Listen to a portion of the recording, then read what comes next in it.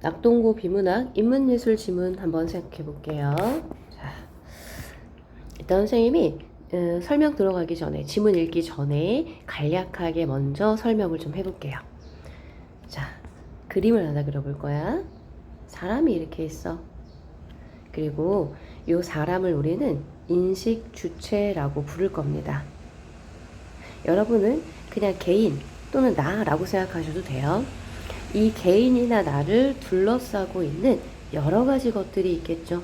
나 아닌 존재, 건물, 구름, 새 이렇게 해볼게요. 자, 그러면 이 인식 주체를 둘러싸고 있는 모든 것, 이 모든 것을 우리는 세계라고 부릅니다. 자, 일단 이 세계의 1차원적인 의미는 우리가 일반적으로 경험하고 있는 현실 세계. 현실 세계란 우리가 눈으로 볼 수 있고 가시적인 세계, 그 다음에 보거나 만지거나 느낄 수 있는 감각적인 세계, 조금 더 유식하게 현상 세계라고 부릅니다. 다 비슷한 의미로 쓰는 거예요. 그런데 우리가 보고 있는 이 세계의 이러한 특징들을 묶어서 살짝 유식하게 이렇게 얘기합니다. 형이하학적 세계 이렇게 부를 거예요. 그러면 형이하학적 세계에 반대되는 개념은 뭐냐 하면 눈으로 보는 것 이외에, 즉 우리가 볼 수 없는 비가시적인, 볼 수 없는 게 뭔데요? 예를 들면 새가 날아가는 원리라든지 또는 우리가 다른 대상을 보면서 느끼는 감정이라든지 여러 가지 관념들, 이념, 이런 것들은 눈에 보이지 않죠. 자, 이런 것들은 형이상학적 세계라고 할 겁니다. 자, 이 개념을 가지고 지문을 한번 들어가 봅시다. 자, 세계는 조금 키워볼게. 세계는 그것을 대면한 인식 주체들에 의해 다양하게 드러난다. 인식 주체들이 자기가 마주하고 있는 세계를 경험하고 표현하겠죠. 1차원적이고 일반적인 세계는 우리가 경험하는 현실 세계, 인식 주체들이 각자가 지닌 조건에 따라 현실 세계를 다양하게 인식합니다. 한 예로 각 인식 주체는 서로 다른 가시와 가청 범위를 갖고 있어요. 자, 가시와 가청 범위, 이거는 신체적인 지각의 차이겠죠. 무슨 뜻이야? 가시, 눈으로 볼 수 있는 시각적 능력, 그 다음에 가청, 귀로 들을 수 있는 청각적 능력 등 이런 신체적인 지각 능력도 우린 다 다르죠. 따라서 그들이 경험하는 세계에 대한 인식도 각기 달라집니다. 누군가는 더 잘 볼 수도 있고 누군가에겐 안 보일 수도 있어요. 그러면 자신의 능력만큼 그 세계를 받아들이고 이해하겠죠. 인식 주체는 일상 언어를 바탕으로 현실 세계를 인식합니다. 예를 들어 연속된 시간을 시와 분으로 표현하는 것처럼 일상 언어는 연속된 세계를 분절하여 인식하게 만듭니다. 그래서 선생님이 일상 언어의 특징이 분절성이다 이렇게 이야기했었죠. 우리는 통상 다 그냥 빨강이라고 부르지만 그 색깔이 다 제각각 미세한 차이들이 있듯이 그 스펙트럼 상에 있는 개념들을 우리가 잘라서 지칭한다 이렇게 이야기했어요. 자, 그 다음에 요 첫 번째 문단은 예를 들어 이렇게 예시의 방법을 통해서 우리의 이해를 돕고 있는 게 특징입니다. 그런데 신체적인 지각이나 일상 언어는 고정적이지 않아요.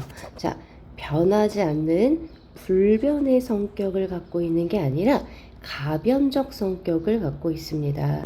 그래서 운동선수처럼 반복된 수련하거나 안경을 이용하면 조건이 달라질 수 있고 새로 도입된 낯선 언어가 시간이 흐르면서 일상 언어로 자리 잡기도 합니다. 유행어 같은 것들이 그렇겠죠.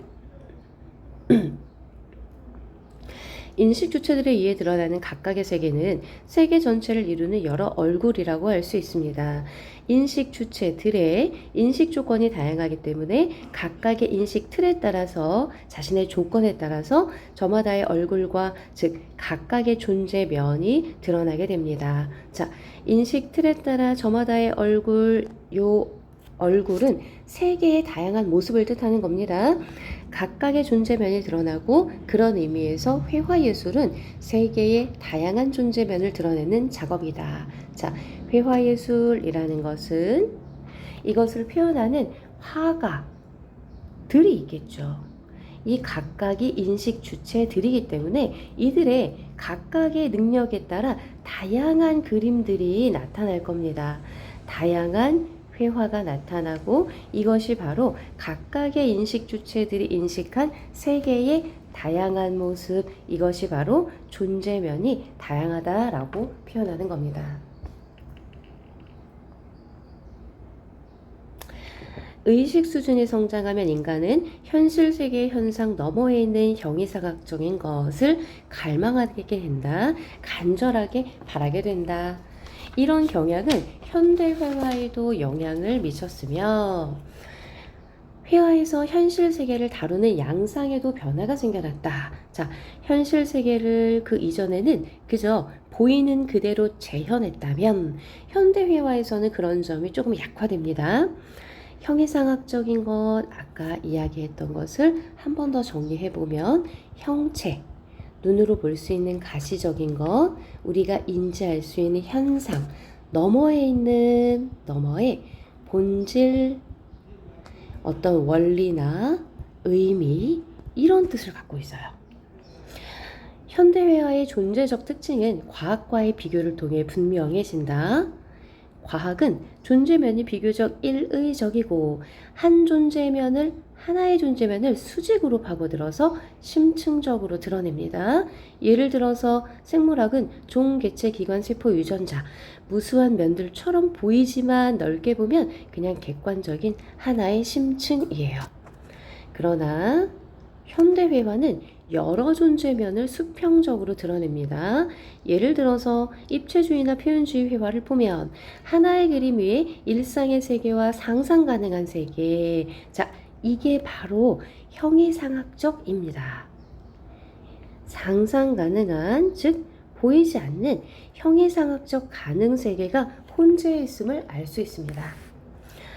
여기까지 한번 전개된 내용을 보면 일단은 과학과 현대 회화를 차이를 중심으로 대조하고 각각의 예를 들어 설명하고 있죠.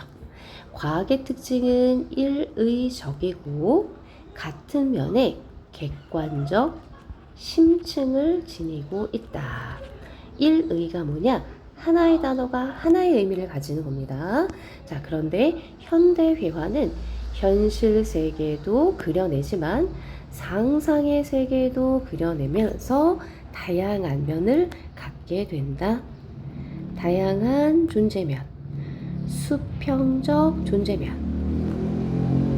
이게 차이점이었죠.